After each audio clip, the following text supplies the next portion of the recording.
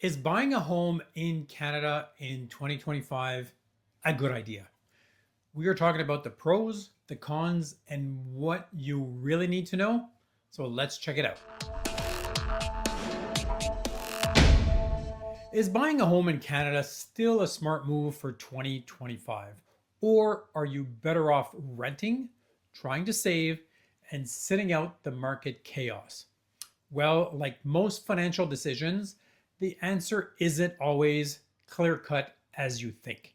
In this video, we are breaking down the real pros and cons of home ownership in Canada, what you gain, what you risk, and how to know if it's really right for you. So, why do Canadians want to buy a house?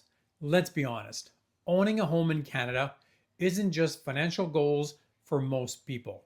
It's deeply emotional. It's about more than just bricks and mortar. For a lot of Canadians, it represents stability, freedom, and a sense of accomplishment. Think about it. When you own your home, you're not answering to a landlord. Want to mount that giant screen TV in your living room? Go for it.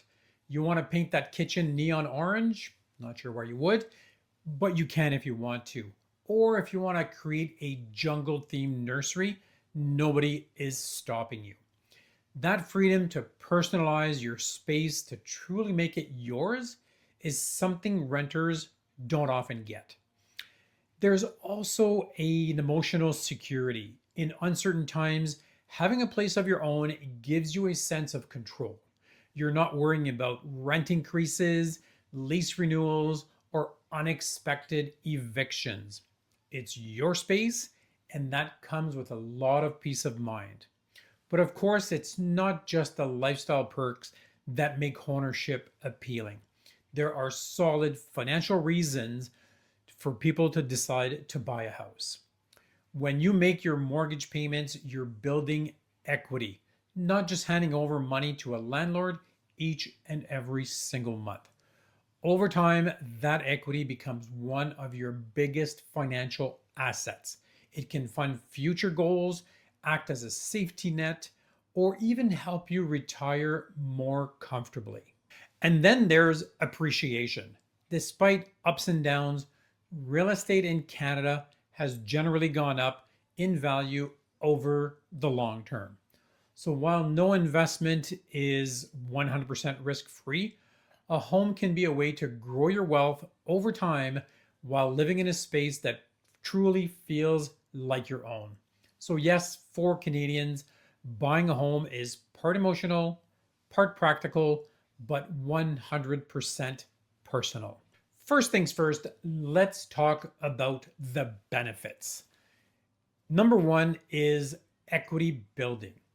As you're paying off your mortgage, you are building equity, ownership in an asset that's hopefully growing in value over time. Instead of paying rent to a landlord and paying down their mortgage, you're paying yourself over time and also your mortgage. You're building that equity. You need a place to live, so why not invest in yourself and in your future? Number two is the long term appreciation. Real estate in Canada has historically appreciated. You do have the ups and downs, but historically, prices keep going up. If you buy smart and hold long term, you could see significant gains when you sell, especially in cities like Ottawa, Toronto, and Vancouver. Number three are predictable payments. With a fixed rate mortgage, you know exactly what your monthly housing costs are. They're stable, they're going to be the same for the next 3 years or 5 years, depending on what you selected. Contrast that with rent, which can jump every year. Number four is the tax benefits. One of the biggest perks in Canada, that principal residence is exempt from taxes. You don't pay capital gains tax when you sell your main residence. That is a big deal. Plus, there are incentives for first-time home buyers like the first-time home buyers tax credit and home buyers plans. Number five is the stability and the control. When you own, you don't have to worry about your landlord all of a sudden selling the place or raising the rent. It gives you that control over your living situation. When there are pros, there are also cons. So let's talk about the real cost of buying a house. That being said, buying a house isn't cheap. It's not for everyone, but here's the flip side. Number one is high upfront costs. You'll need a down payment, minimum 5% in most cases. And you are going to be paying closing costs such as legal fees, land transfer tax, inspections, and more. In Ontario, we estimate approximately between 3 and 5% of the purchase price on top of your down payment. Number two is the ongoing expenses. You have your monthly mortgage payments, and that's just the beginning. You also have property taxes, home insurance, maintenance, repairs. Trust me, roofs and furnaces do not last forever. Number three is the market risk. Real estate markets go up, but they can also go down. If you need to sell during a downturn, you might be at a loss. Worst case scenario, if you can handle it, just wait until the market comes back up and then you will be okay. Number four is the lifestyle limitations. Buying can lock you into one location.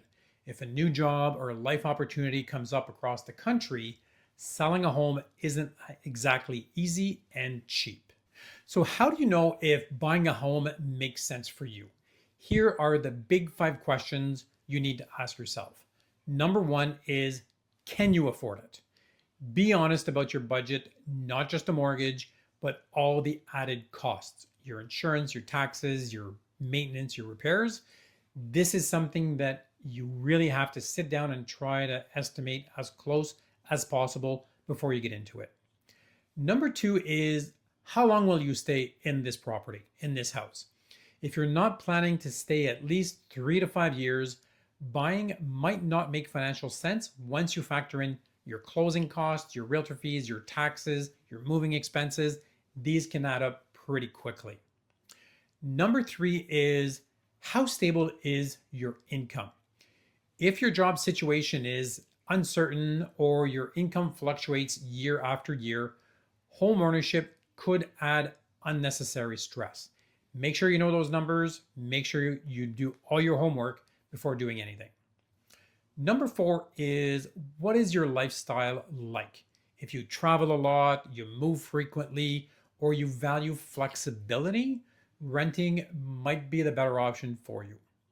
Number five is, what is the market doing? Local conditions do matter. What's happening in Ottawa is not necessarily the same thing that's happening in Calgary, Vancouver, or Halifax. Is inventory tight? Are prices stabilizing or are they rising? Talk to a local real estate expert. You want to buy in a more balanced market, not a frenzy. So the big question is, should you buy in 2025? This year has been a bit of a strange time in Canadian real estate. Interest rates are still high compared to a few years ago, but prices in many areas have started to level out. This could be a good window for buyers who are financially ready and have done all of their homework. If you have job stability, savings, if you plan to stay there for quite a few years, then buying now could be a smart move. But if you're stretching your budget just to scrape and get into the real estate market, or if you're unsure where your life is taking you, there's nothing wrong with renting while you wait for that right opportunity. So is buying a home in Canada worth it? It can be, but only if it fits your finances, your lifestyle, and also your long-term goals. Don't buy just because people are saying you should be buying. Buy because it's right for you. Thanks for taking the time to watch this video.